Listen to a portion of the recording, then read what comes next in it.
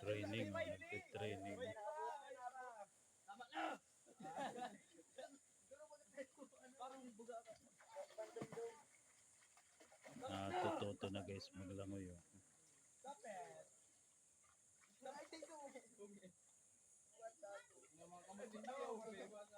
Yan ang mga basics na swimming. Ganyan lang. Dati takot na takot yan. Oh.